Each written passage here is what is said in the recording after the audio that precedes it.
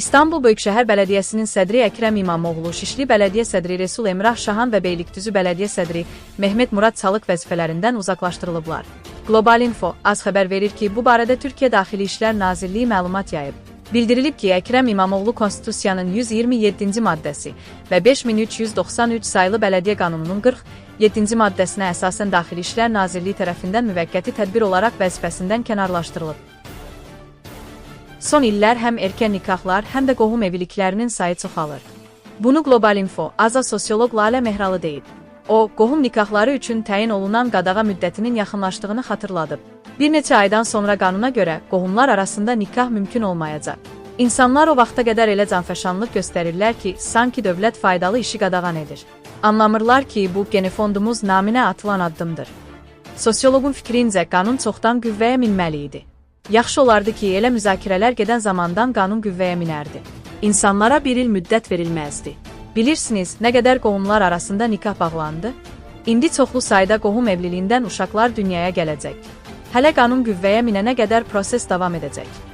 Qeyd edək ki, Prezident İlham Əliyev 23 iyul 2024 Ailə Məcəlləsinə dəyişikliyi təsdiqləyib. 2025-ci il iyulun 1-dən qüvvəyə minən dəyişikliyə əsasən Azərbaycanda nikahın bağlanmasına mane olan halların sırasına qardaşların və ya bacıların ümumi bioloji baba və ya nənəsi olan uşaqları, bioloji qohumluğu olan əmi, dayı və qardaş bacı qızı, həmçinin bibi, xala və qardaş bacı oğlu daxil edilib.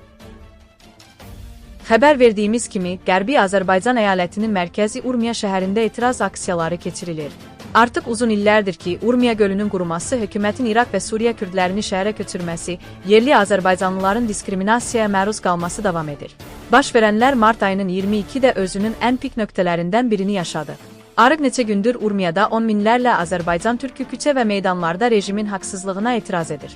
Etirazçılar Azərbaycan yatmayıb, Kürdə torpaq satmayıb, Azərbaycan yurdumuz, Urmiya bozqurdumuz və Azərbaycan oyaqdır, Kürdlər bizə qonaqdır şüarlarını səsləndiriblər. Xatırladaq ki, 2022-ci ilin avqust-sentyabr aylarında İranda başlayan etirazlar bir neçə ay davam etdi. Üstündən 2 yarım keçdikdən sonra bu dəfə Azərbaycanlıların kütləvi şəkildə İranda etiraz aksiyaları keçirməsinə vəd edir.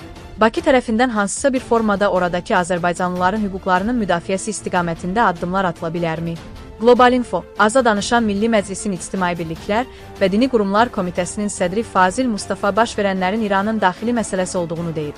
Onun fikrincə, daxildə insanlar etirazlarını ortaya qoyurlar. Baş verən məsələyə hansısa bir münasibət bildirməyimiz doğru olmaz. Biz məsələyə insan haqları kontekstindən yanaşırıq. Təbii ki, orada olan soydaşlarımızın məktəblə, ekologiya ilə bağlı hüquqları müəyyən dərəcədə təmin olunmalıdır. Təəssüf ki, İran rejimi buna çox da maraqlı görünmür.